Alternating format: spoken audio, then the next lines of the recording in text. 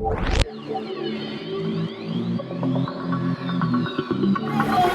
तो भारत का अभिमान हो। घाटी में आप देख रहे हैं युग पुरुष महात्मा गांधी, अहिंसा के पुजारी, शांति के मसीहा, एक आग लगाकर चला गया। दुश्मन के तोप के आगे जो सीना तान के अड़ गया, सोचो वीर कैसा होगा जो तोप पे भारी पड़ गया। ऐसे कई वीरों ने दुश्मन को धूल चटाई है, तब जाकर देश की अखंड आजादी पाई है। इसी क्रम में आप देख रहे हैं उसका विशाल लाल किले से भाषण देते हुए उन्होंने कहा था, हम रहे या ना रहे, यह झंडा रहना चाहिए और यह देश रहना चाहिए। उनके बगल में आजाद हिंद फौज का गठन करने वाले भारत की युवा शक्ति के रूप में क्रांति मानो सुभाष जी के रूप में प्रकट हुई हो। तुम मुझे खून दो, मैं तुम्हें आजादी दूंगा का नारा देशभक्ति का ऐसा जज्बा बना कि इसने भारतीय स्वतंत्रता को और गति प्रदान की। उनका दिया हुआ मंत्र जय हिंद तुम्हारा, तिलक बाल गंगाधर तुमको सत्कार प्रणाम हमारा। आज भी इन हवाओं में खुशबू है मातृभूमि की बलिवेदी पर आहुति देने वाले इन तमाम शहीदों की, जिन्होंने समय के रेत के कणों पर अपने चरण चिन्ह अंकित करके हमें स्वतंत्र देश के नागरिक होने का गौरव प्रदान किया। इनकी मृत्यु नहीं हुई है, ये तो नियति के हृदय में प्रतिष्ठित है। इतनी सी बात हवाओं को बताए रखना, इतनी सी बात हवाओं को बताए रखना, रोशनी हो कि चिरागों को जलाए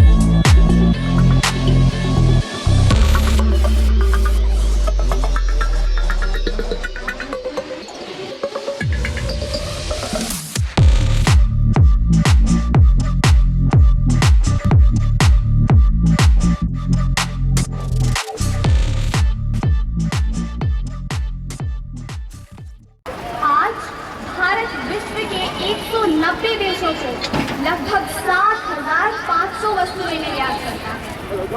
आज भारत 1 ट्रिलियन अर्थव्यवस्था से अधिक है। भारत ने सर्वप्रथम यूपीआई को व्यवहार में लाया है। महज 6 सालों में भारत का 6.87 बिलियन का व्यापार यूपीआई के द्वारा हुआ है। आज भारत में सर्वाधिक लेन देन यूपीआई से हो रहा है।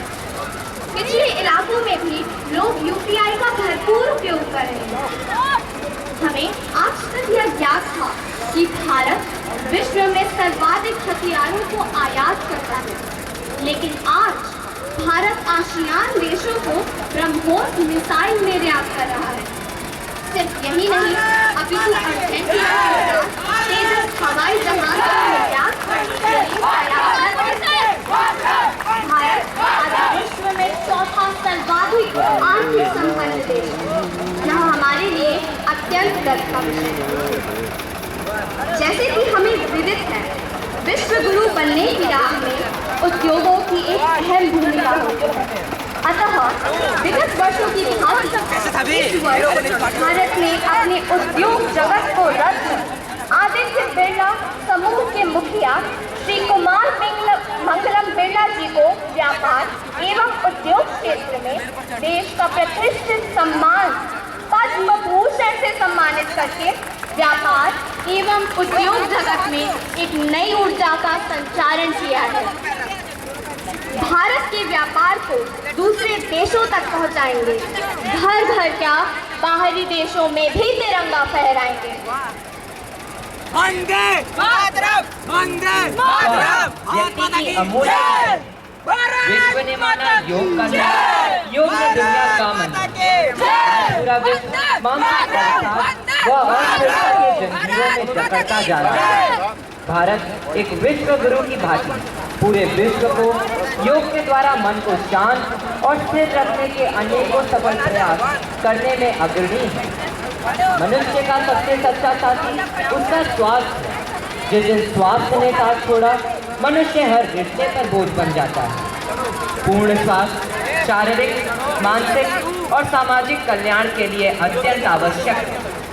आज भारत फार्मा क्षेत्र विशेषकर जेनेरिक दवाइयों के उत्पादन में शीर्ष पर है। भारत अफ्रीका की 15%, अमेरिका की 40% और ब्रिटेन की 25% जेनेरिक दवाइयों की मांग की पूर्ति करता है। कोविड काल में भारत द्वारा स्वदेशी वैक्सीन की रिसर्च और उत्पादन एवं कोविड प्रबंधन वैश्विक स्तर पर सराहा जा रहा है। इस साल भारत ने ओलंपिक्स में 7 मेडल जीते हैं, जिसमें नीरज चोपड़ा ने जैवलिन थ्रो में गोल्ड मेडल प्राप्त किया था। महिला क्रिकेट टीम ने पिछले वर्ष एशिया कप जीता है और भारत अन्य खेलों में भी विश्व में बाकी देशों को भी कड़ी चुनौतियां देने के लिए तत्पर है। इससे यह सिद्ध होता है कि भारत विश्व गुरु बनने की ओर तेजी से अग्रसर है। प्राचीन काल से ही भारत का वैज्ञानिक दृष्टिकोण संपूर्ण विश्व को नए आयाम व दिशा देने में सक्षम है।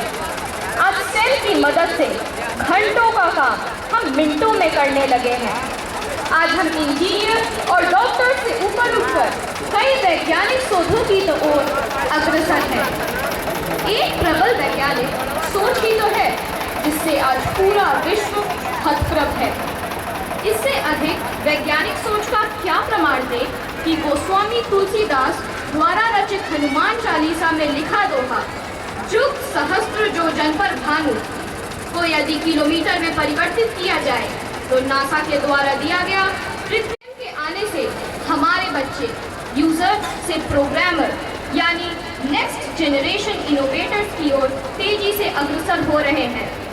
नई पीढ़ी उच्च गुणवत्ता के वैज्ञानिक, इंजीनियर और डॉक्टर हमारे देश को प्रगति की तरफ अवश्य अग्रसर करने के लिए प्रयासरत है।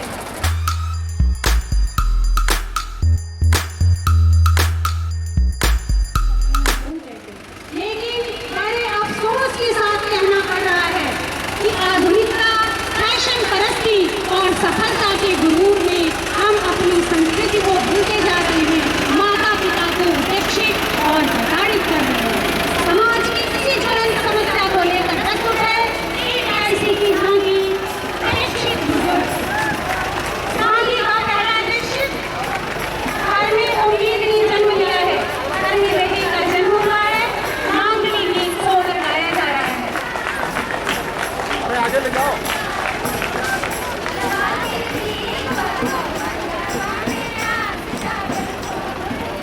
आप देख रहे हैं परिवार में बेटे का जन्म हुआ है, सोहर गाया जा रहा है और मांगली गीत।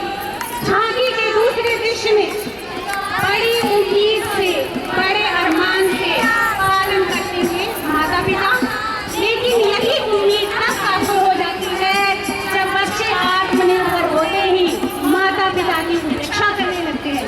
जैसा कि आप देख रहे हैं बेटा परिवार के साथ ऐशो आराम की जिंदगी जी रहा है और घर के एक कोने में माता पिता उपेक्षित है। आगे अगला दृश्य जिसमें बुजुर्ग माता पिता ने गहने और खेत बेचकर बेटे को, इकलौते बेटे को BHU से IIT कराया। बेटा 42 करोड़ के पैकेज पे अमेरिका चला गया। 5 साल हो गया, पलट कर आना तो दूर, उसने फोन से भी माँ बाप की सुध नहीं ली।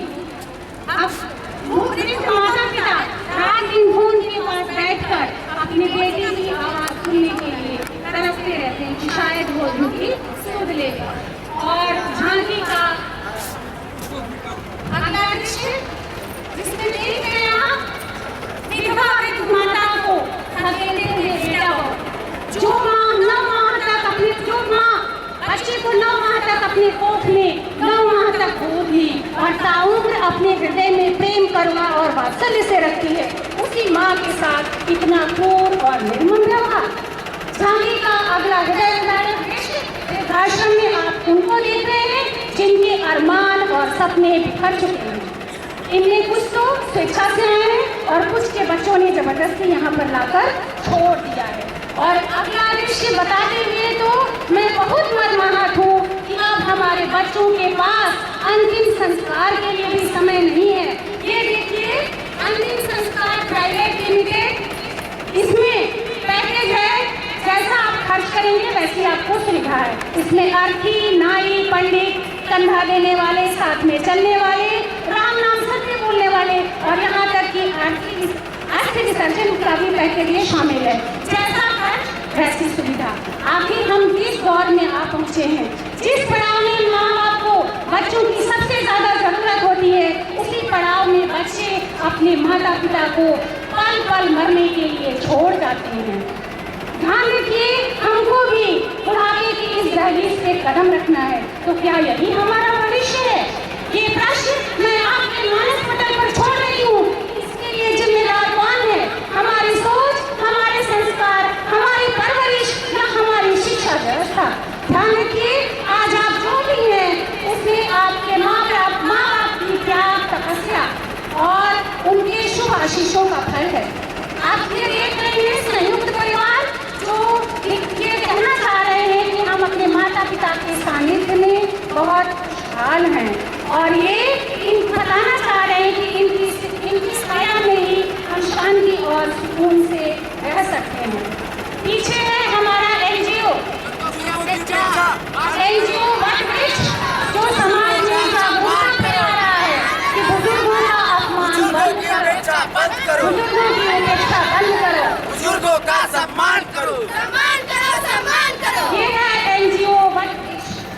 आप ध्यान रखिए, माता पिता सर्वदा पूजनीय, वंदनीय और अभिनंदनीय होते हैं।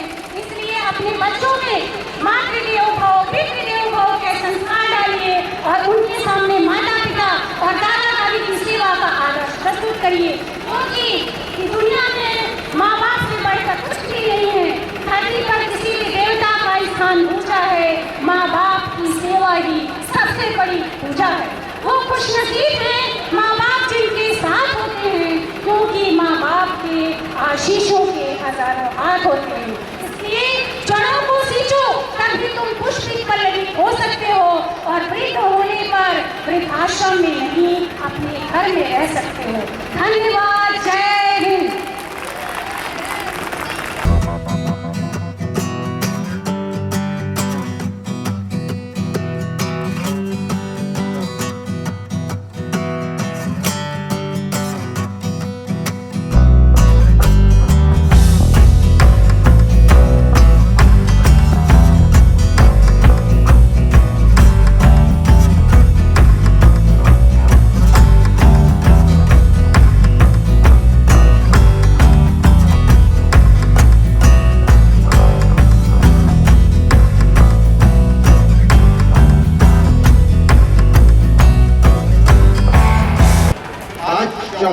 गणतंत्र दिवस के शुभ अवसर पर परमादरणीय श्री केपी यादव सर, तिस्ता महिला मंडल की अध्यक्षा श्रीमती इंदु यादव मैम, वरिष्ठ अधिकारीगण तथा इस दरवाजे के मैदान पर पधारे सभी लोगों का मैं अपने ऑपरेशन विभाग की तरफ से हार्दिक अभिनंदन एवं स्वागत करता हूँ। हमारे जीवन में ऊर्जा संरक्षण का बहुत महत्व है।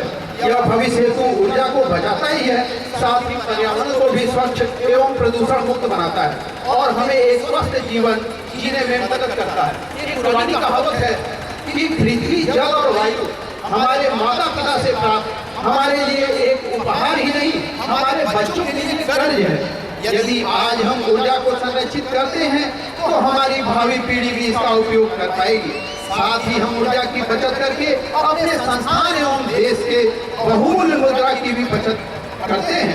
गांधी जी ने कहा था कि पृथ्वी हर आदमी की जरूरतों को पूरा करने के लिए पर्याप्त संसाधन प्रदान करती है। हम छोटे छोटे कदमों के जरिए बड़ी मात्रा में ऊर्जा संरक्षित कर सकते हैं। आज जहाँ पूरा विश्व कोयला, बिजली और पानी की संकट से जूझ रहा है, वहाँ हमारे संचालन विभाग की टीम, आप देख सकते हैं कि आपस में विचार विमर्श करके किस तरह बिजली, पानी और कोयले के संकट को दूर कर अपने प्लांट को निर्माण करके चलाया, इस पे विचार विमर्श कर रहे हैं। हम आपको बताना चाहेंगे ये हमारा बॉटम हाफर है जो कि बॉयलर का एक अभिन्न अंग है। यहाँ पे बॉटम एस कलेक्शन होता है जिसकी एस की डीएसिंग प्रत्येक शिफ्ट में की जाती है। और आपको बताना चाहेंगे कि पूर्व में जो कोयला इसमें जो है लगता था उसमें एस की मात्रा काफी ज्यादा होती थी, जिसके कारण हमें प्रत्येक शिफ्ट में इस डीएसिंग को करना होता था, जिसके कारण हमें एस प्लांट को संचालित करना पड़ता था।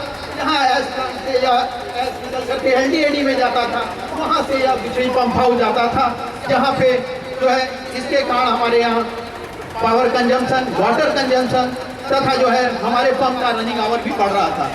और आप देख सकते हैं कि अब जो हम कोयला यूज कर रहे हैं वह काफी अच्छी मात्रा का है और यहाँ पे जो एस का कंटेंट है वो भी कम हो गया है, जिसके कारण हमारे संचालन विभाग की टीम ने यह निर्णय लिया कि क्यों ना बॉटम एस को जो प्रत्येक शिफ्ट में एक बार करते थे उसे 12 घंटे में ही एक बार किया जाए और एक दिन में 2 बार किया जाए। हम लोगों ने मैनेजमेंट से अप्रूवल दे करके इसको सफलतापूर्वक संचालित किया और अभी तक कर भी रहे हैं। अतः इसमें जो भी वाटर पावर सेविंग जो हो सके वो हम लोगों ने इसे बचाया है तथा इसके साथ साथ आग के कारण जो हमारा यह क्षेत्र प्रदूषित था उससे भी हम लोगों ने मुक्त करने का काम किया है। और आपको बताना चाहेंगे कि पहले जो यहाँ पे ऐस हमारी मिश्रित होकर के पानी आता था तो पानी जो है ऐस को बैठ जाने के बाद पानी को हम लोग यहाँ ले लेते थे और अपने ऐस प्लांट और इमरजेंसी रिकवरी के लिए उसका लेवल मेंटेन करने के लिए इस पानी को लेते थे। मतलब हम लोगों ने देखा कि एम टाइप और एसएफ की एरिया में जो लोग ड्रिंकिंग वाटर का उपयोग कर रहे थे और उससे बागवानी एवं कारवास कर रहे थे, जिसके कारण हमारे ड्रिंकिंग वाटर पे बहुत ज़्यादा इफेक्ट पड़ रहा था और पीने के पानी को शुद्ध रूप से बनाने के लिए और पीने योग्य बनाने के लिए जो केमिकल यूज करते हैं उसमें भी हमें बहुत ज़्यादा लागत आ रही थी। इसको देखते हुए हमारे संचालन विभाग की टीम ने यह डिसाइड किया कि जो है इस रिकवरी वाटर को जो एज प्लांट और इमरजेंसी रिजर्वायर में जा रहा था उसको जो है हम लोग एक कॉलोनी एम टाइप ऐसा पर IR के लिए दे देते हैं, जिसके कारण जो है बागवानी भी हो जाएगी और जो है जो ड्रिंकिंग वाटर का उपयोग लोग इसके लिए कर रहे थे तो अभी जो है बच जाएगा मेरा। मुझे आपको बताना चाहेंगे कि जो हमारा पानी का खपत 7000 MQ पर डे था वह घट करके 5400 MQ पर डे आ गया है। मतलब हम लोगों ने 1600 MQ पर डे की बचत कर ली है। इसके कारण ये हम बताते हैं कि छोटे छोटे कदमों से ही हम अपने संसाधन को जितना ज़्यादा से ज़्यादा हो सकता है बचा रहे हैं और आपको विश्वास दिलाते हैं कि आगे भी हमारे संचालन विभाग की टीम इसी तरह से अपने विचार मंथन के द्वारा पावर, वाटर और रनिंग आवर को निरंतर कम करती रहेगी और अपने संस्थान में इसका योगदान देती रहेगी। धन्यवाद।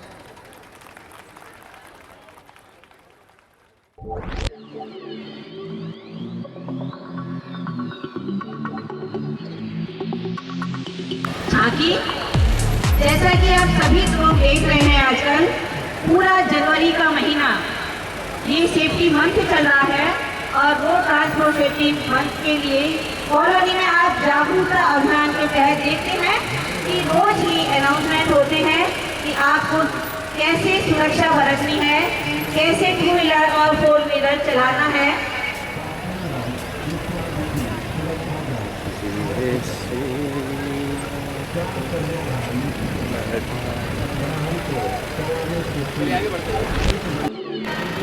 फायर टेंडर का इस्तेमाल हम उस जगह करते हैं जहां पर हमारी बड़ी फायर टेंडर नहीं हो सकती। हम सभी जगह पर भी जाकर फायर टेंडर से फायर फाइटिंग कर सकते हैं, अर्थात हम इस फायर टेंडर से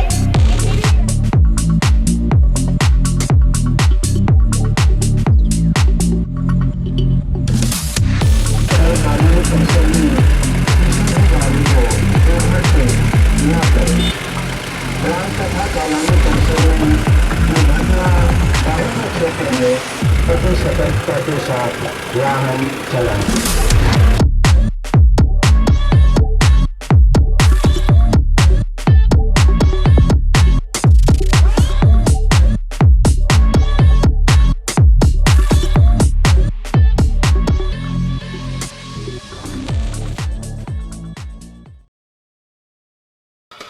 अरे माँ बस करो, कितना खिलाओगी?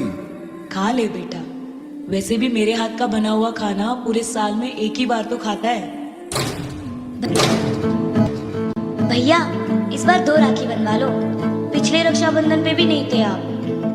मेरी प्यारी सी बहन को मेरी उम्र लग जाए। अल्ले अल्ले अल्ले मेरी प्यारी गुड़िया, अल्ले अल्ले अल्ले मेरी प्यारी गुड़िया। हेलो हेलो कैप्टन, आपकी छुट्टी रद्द की गई है। आपको जल्द से जल्द सरहद पे रिपोर्ट करना होगा। यस सर, जय हिंद।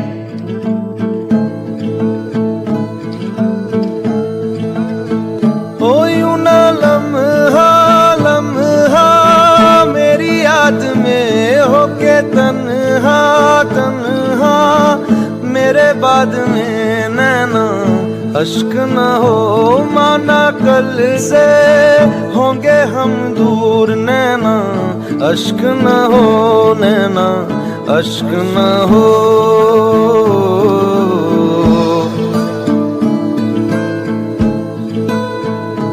मैं न लौटा आने वाले साल जो मेरी वर्दी बोले मेरा हाल तो, नैना अश्क न हो ये समझना मैं हूँ मजबूर, नैना अश्क न हो, नैना अश्क न हो।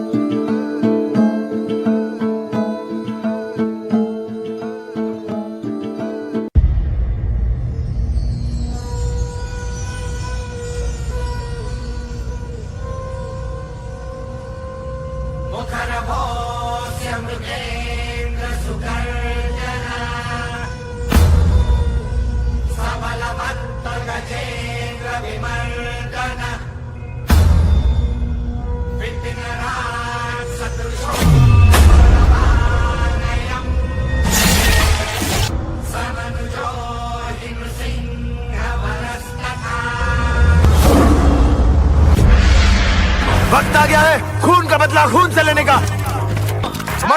इंडियन आर्मी ने ये जंग शुरू नहीं की थी, but we will bloody hell finish it. How's the जोश, हाउस द जोश। जय हिंद, जय हिंद।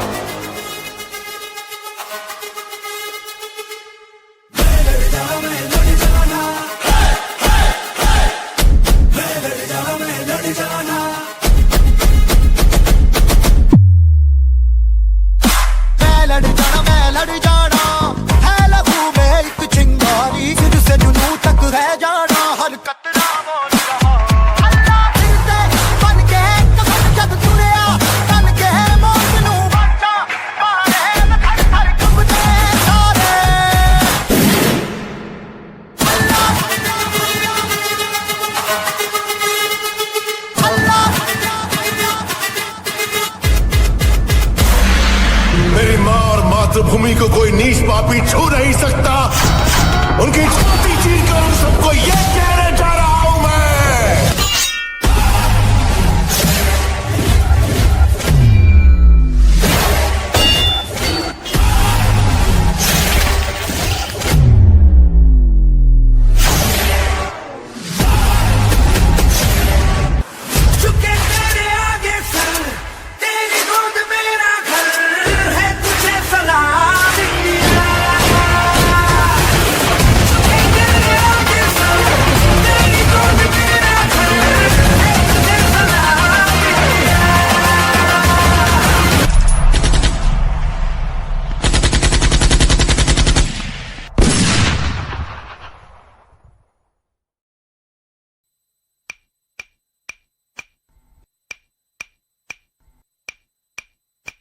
ये आवाज है एक शहीद फौजी की।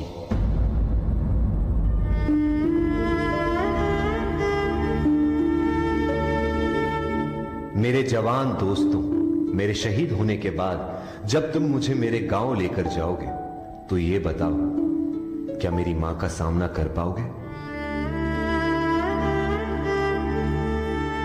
मेरा दिल ये बता रहा है, वो खड़ी होगी घर के चौखट पे, उसे पता होगा उसका बेटा आ रहा है। घर की दहलीज में पहुंचते ही मुझे कंधे से उतार देना और मेरी मां के निकट जाके पोंछना उनके आंसू और सीने से लिपट जाना। कहना जाते जाते उसके बेटे ने कई दिलों में इनकलाब की भावनाओं का बीज बोया है। खुश हो जा मां, आज तेरा बेटा पहली बार वक्त पे सोया है। मां को रोता सुन पिताजी भी बाहर आएंगे, देखकर अपने बेटे को ऐसा वो भी बिखर जाएंगे। तब जाकर कहना उनसे कि मैंने ये इसलिए किया ताकि हमेशा ऊंचा मेरे देश का मान रहे। छीन लिया उनके बुढ़ापे का सहारा ताकि देश मेरा जवान रहे। मेरे छोटे भाई से कहना कि मां को संभाल ले वो, पर ये बात भी जहन में डाल ले वो कि एक मां यहां आंसू बहा रही है तो दूसरी मां उसे सरहद पे बुला रही है। उसे एक मां के दूध का कर्ज भी चुकाना है और दूसरे मां के लिए अपना फर्ज भी निभाना है।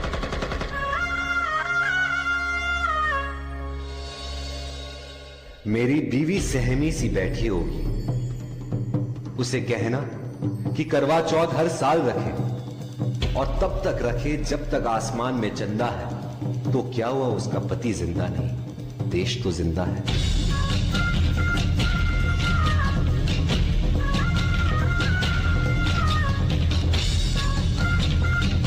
हो सके तो मेरे पड़ोसियों, मेरे मोहल्ले वालों को भी बुला लेना, वो देख ले मुझे फिर मुझे जला देना। लेकिन मुझे जलता देख कोई आंसू मत बहाना, क्योंकि जलकर इस देश की मिट्टी में मिल जाऊंगा मैं। शहीद हूं, देश प्रेम का फूल बनकर दोबारा खिल जाऊंगा मैं।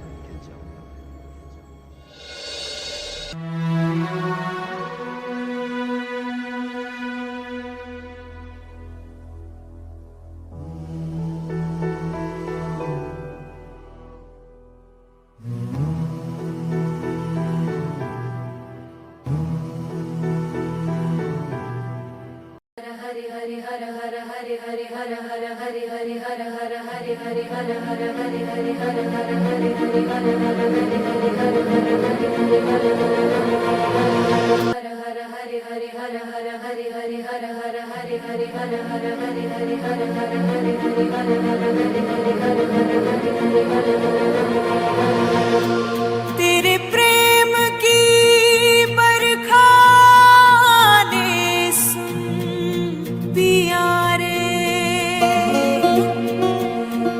ऐसा ये मुझको कवच दिया रे। इस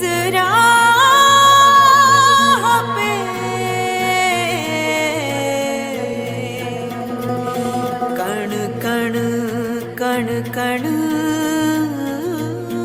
कण गई मैं। कांधे पे जोग का धनुष उठा के सीधी तन गई मैं, योद्धा बन गई मैं। हर सांस में आग का रंग मिला के तन मन धन गई मैं, योद्धा बन गई मैं। अब मन ये हुआ है धोनी और आंगन है रणभूमि, अब काल भी आंख में आंख न डाले ऐसी ठन गई मैं, योद्धा बन गई मैं, योद्धा बन गई मैं, योद्धा बन गई मैं, योद्धा बन गई मैं, योद्धा बन गई मैं, योद्धा बन गई मैं।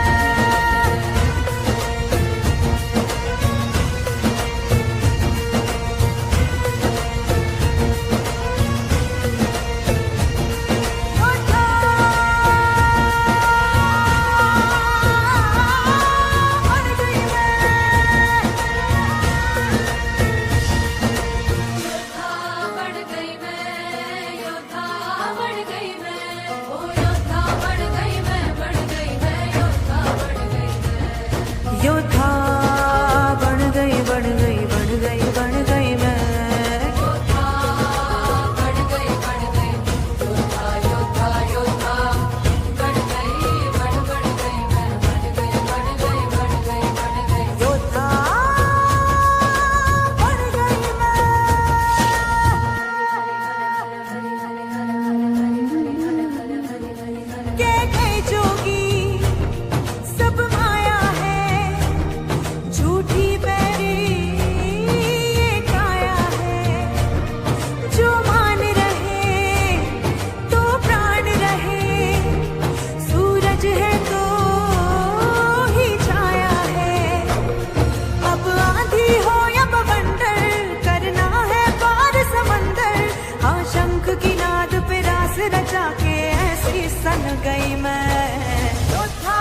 गई मैं, योद्धा बन गई मैं, योद्धा बन गई मैं, योद्धा बन गई मैं।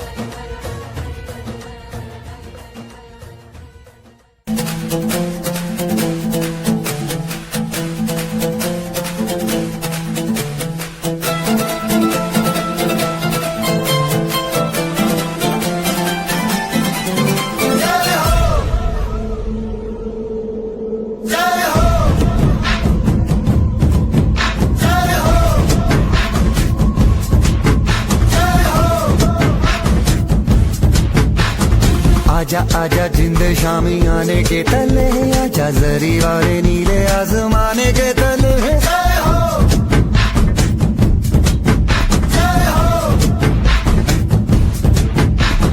आजा आजा जिंद शामी आने के तले, आजा जरी वाले नीले आसमाने के तले।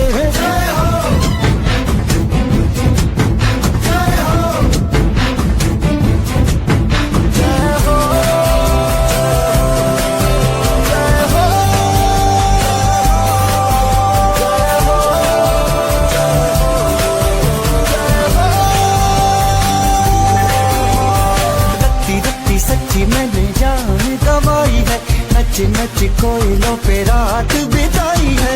अखियों की नींद मैंने फूकों से उड़ा दी, गिन गिन तारे मैंने उंगली जलाई है। आजा आजा जिंदे शामी आने के तले, आजा सारी बारे नीले आसमान के तले।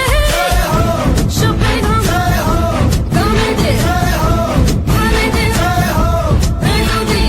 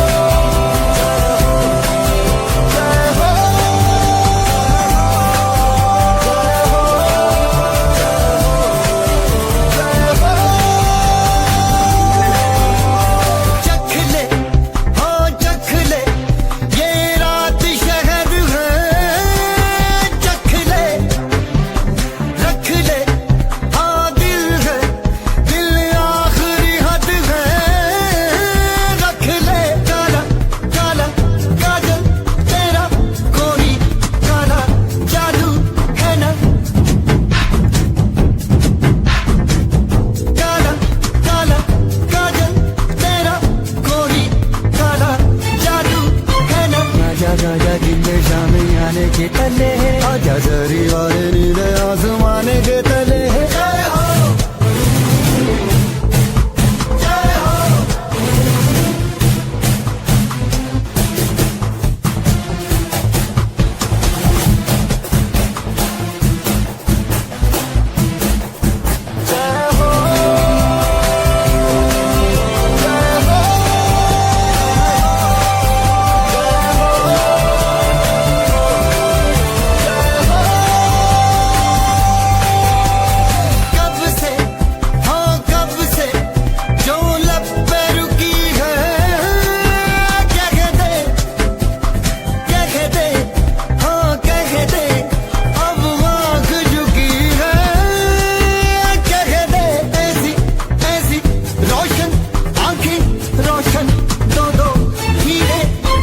आजा आजा जिंदे शामी आने के तले, आजा सारी बारे नीले आसमान के तले। शोपेन हम गाने दे, गाने दे, मेलोडी।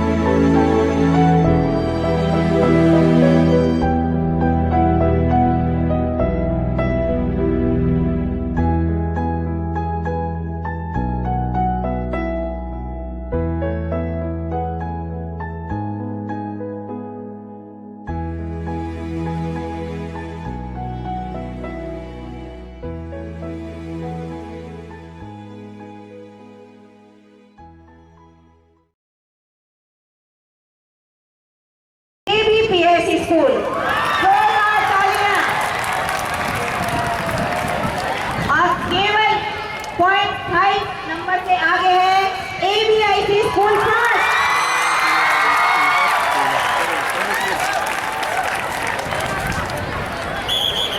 वो अपनी पूरा टीम बना के तैयार है पुरस्कार के लिए। चौथा स्थान प्राप्त किया है प्राथमिक पाठशाला।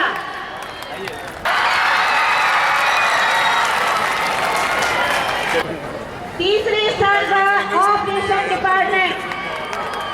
अब बताने की जरूरत नहीं है कि प्रथम स्थान ABIC के छात्रों ने प्राप्त किया है। ABIC के टीचर्स और बच्चे सभी पुरस्कार के लिए आमंत्रित हैं।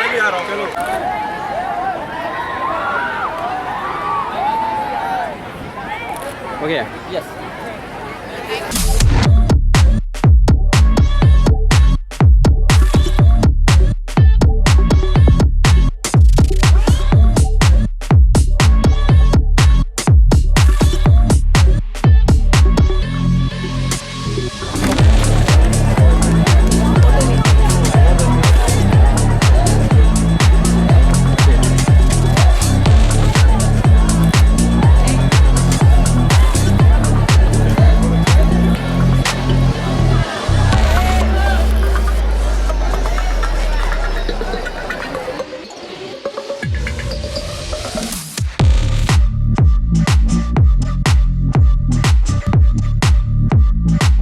यहाँ पे उपस्थित मेरे कलीग, स्कूल की प्रिंसिपल, टीचर्स, बच्चे और सभी विभागों से और आसपास से आए हुए हमारे नागरिकगण, पत्रकारगण और यहाँ उपस्थित हमारे सभी मित्र और सहयोगी। आज का ये जो 74वां गणतंत्र दिवस, हम लोग प्रत्येक वर्ष गणतंत्र दिवस बहुत अच्छे से मनाते हैं और आज भी जो ये गणतंत्र दिवस है इसको हम लोगों ने बहुत ही अच्छे प्रकार से मनाया है। और एक बात मैं ये कहना चाहता हूँ कि ये एक केवल राष्ट्रीय पर्व नहीं है, बल्कि ये हमें ध्यान दिलाता है कि 74 वर्ष पूर्व हमारे देश का जो संविधान है वो 26 जनवरी 1950 को आध्यात्मिक और समर्पित किया गया देश को। और इसमें विभिन्न जो हमारा देश चलता है इसमें विभिन्न भाग, चाहे वो विधायिका हो, न्यायपालिका हो, एग्जीक्यूटिव कार्यपालिका हो, तो ये सारे कैसे काम करेंगे उसको बताया गया है। नागरिक के रूप में हमारे क्या अधिकार है, कर्तव्य है, ये बताया गया है। आज के समय में ये बहुत ज़रूरी है कि उन कॉन्स्टिट्यूशनल वैल्यूज़ को हम समझें और अपने आसपास क्या हो रहा है उसको समझें और एक नागरिक के रूप में हम सब लोग अपने कर्तव्यों का निर्वाह करें, तभी इस कार्यक्रम, इस पर्व का सही मायने में सार्थकता होगी।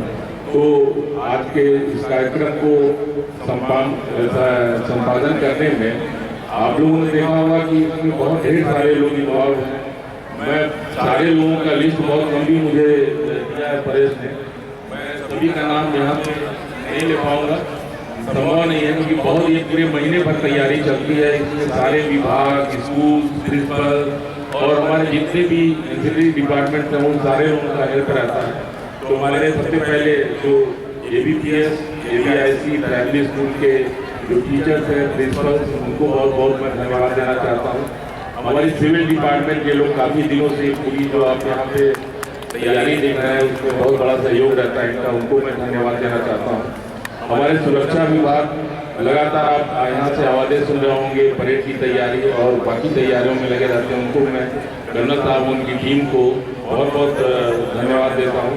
फायर टीम को बहुत बहुत धन्यवाद देता हूँ। हमारे HR और ER की टीम ये पूरे कार्यक्रम के संयोजन में, उसको कोऑर्डिनेट करने में, उसको स्ट्रक्चर करने में महत्वपूर्ण भूमिका निभाता है। तो सारी मैं अपनी टीम को बहुत बहुत धन्यवाद देता हूँ। हमारे जो पार्टिसिपेंट्स हैं जो परेड में थे और कल्चरल इवेंट्स में थे, जो भी छात्र छात्राएँ थी, उन सभी को मैं बहुत बहुत धन्यवाद देता हूँ। साथ में उन टीचर्स को भी जिन्होंने इतनी बढ़िया यहाँ पे कोरियोग्राफी की और इतनी अच्छी प्रस्तुति दी कि सभी का मन मोह लिया उन्होंने। आप सभी को बहुत बहुत धन्यवाद देना चाहता हूँ। आज जिनको अवार्ड मिला है इस बहुत ही ऑस्पिशियस मौके पे, उनको मैं बधाई और धन्यवाद देता हूँ। हमारे यूनियन मेंबर्स यहाँ पे आए, उनको मैं बहुत बहुत धन्यवाद देता हूँ। हमारे मीडिया के रिप्रेजेंटेटिव, हमारे गाँव से आए हुए हमारे स्टेक होल्डर, आप सभी को मैं बहुत बहुत धन्यवाद देता हूँ कि हमारे आमंत्रण पे आप यहाँ पे आए। हमारे सीनियर कलीग और उनके सारे फैमिली मेंबर्स को बहुत बहुत धन्यवाद देता हूँ। झांकी जो आपने अभी देखी, इसको बनाने में, इसको कॉन्सेप्चुलाइज करने में बहुत समय लगता है, बहुत लोग लगते हैं। मैं उन सारी टीम को, उन विभाग को और उनके विभागाध्यक्ष सबको मैं बहुत बहुत धन्यवाद देता हूँ। अंत में मैं यहाँ पे जिन लोगों ने भी इस पूरे कार्यक्रम को अप्रत्यक्ष या प्रत्यक्ष रूप से अपना योगदान दिया है, मैं उनको बहुत बहुत धन्यवाद देता हूँ। एक बार पुनः गणतंत्र दिवस के अवसर पे मैं आपको बहुत हार्दिक शुभकामनाएं देता हूँ। धन्यवाद।